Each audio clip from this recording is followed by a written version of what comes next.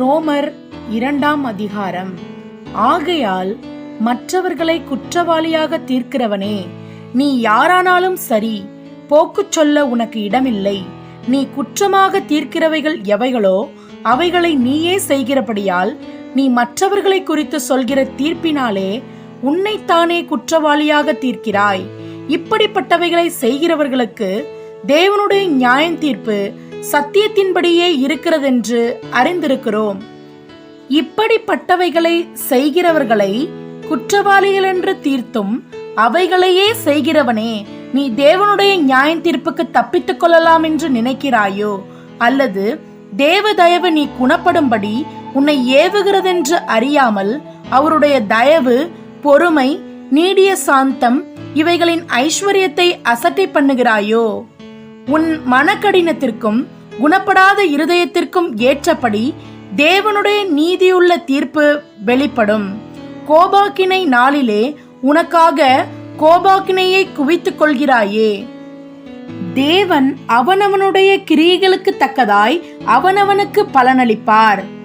சோர்ந்து போகாமல் நற்கிரியைகளை செய்து மகிமையையும் கனத்தையும் அழியாமையையும் தேடுகிறவர்களுக்கு நித்திய ஜீவனை அளிப்பார். சண்டைக்காரராயிருந்து சத்தியத்திற்கு கீழ்ப்படியாமல் அநியாயத்திற்கு கீழ்ப்படுகிறவர்களுக்கோ உக்கிர கோபாக்கினை வரும். முன்பு யூதரிலும் பின்பு கிரேக்கரிலும் பொல்லாங்கு செய்கிற எந்த மனுஷ ஆத்துமாவுக்கும் உபத்திரவமும் வியாகுலமும் உண்டாயிருக்கும்.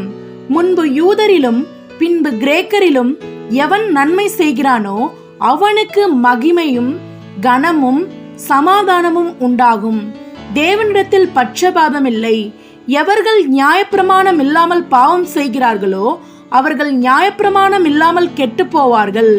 எவர்கள் நியாயப்பிரமாணத்திற்கு உட்பட்டவர்களாயிருந்து பாவம் செய்கிறார்களோ அவர்கள் நியாயப்பிரமாணத்தினாலே ஆக்கினை தீர்ப்படைவார்கள்.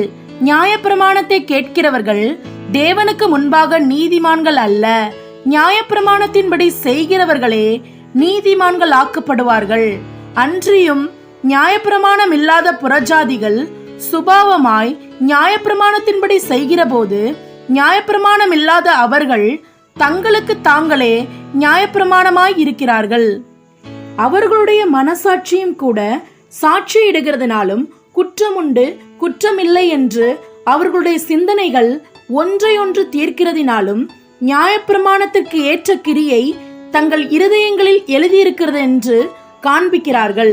என் சுவிசேஷத்தின்படியே தேவன் இயேசு கிறிஸ்துவை கொண்டு மனுஷருடைய அந்தரங்கங்களை குறித்து நியாய தீர்ப்பு கொடுக்கும் நாளிலே இது விளங்கும்.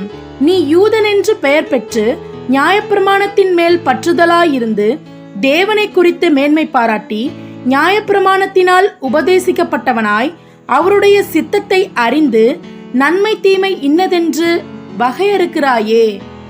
நீ உன்னை குருடருக்கு வழிகாட்டியாகவும் அந்தகாரத்தில் உள்ளவர்களுக்கு வெளிச்சமாகவும் பேதைகளுக்கு போதகனாகவும் குழந்தைகளுக்கு உபாத்தியாயனாகவும் நியாயப்பிரமாணத்தின் அறிவையும் சத்தியத்தையும் காட்டிய சட்டமுடையவனாகவும் எண்ணுகிறாயே. இப்படி இருக்க மற்றவனுக்கு போதிக்கிற நீ உனக்குத்தானே போதியாமல் இருக்கலாமா? களவு செய்யக்கூடாதென்று பிரசங்கிக்கிற நீ களவு செய்யலாமா? விபச்சாரம் செய்யக்கூடாதென்று சொல்லுகிற நீ விபச்சாரம் செய்யலாமா?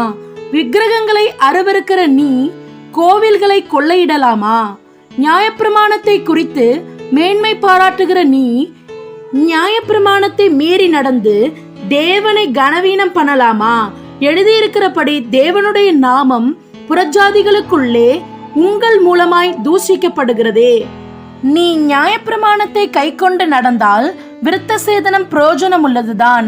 நீ நியாயப்பிரமாணத்தை மீறி நடந்தால் உன் விருத்த சேதனம் இல்லாமை ஆயிற்று. மேலும் விருத்த சேதனம் இல்லாதவன் நியாயப்பிரமாணத்திற்கேற்ற நீதிகளை கை கொண்டால் அவனுடைய விருத்த சேதனம் இல்லாமை விருத்த சேதனம் என்றெண்ணப்படும் அல்லவா? சுபாவத்தின்படி விருத்த சேதனம் இல்லாதவனாயிருந்தும் நியாயப்பிரமாணத்தை நிறைவேற்றுகிறவனாயிருந்தால் அவன் வேத எழுத்தும் விருத்த சேதனம் உள்ளவனாயிருந்தும் நியாயப்பிரமாணத்தை மீறுகிற உன்னை குற்றப்படுத்துவான் அல்லவா? ஆதலால் புறம்பாக யூதனானவன் யூதனல்ல, புறம்பாக மாம்சத்தில் செய்யப்படும் விருத்த சேதனமும் விருத்த சேதனமும் அல்ல. உள்ளத்திலே யூதனானவனே யூதன், எழுத்தின்படி உண்டாகாமல் ஆவியின்படி இருதயத்தில் உண்டாகும் விருத்த சேதனமே விருத்த சேதனம். இப்படிப்பட்டவனுக்குரிய புகழ்ச்சி மனுஷரால் அல்ல, தேவனாலே உண்டாயிருக்கிறது.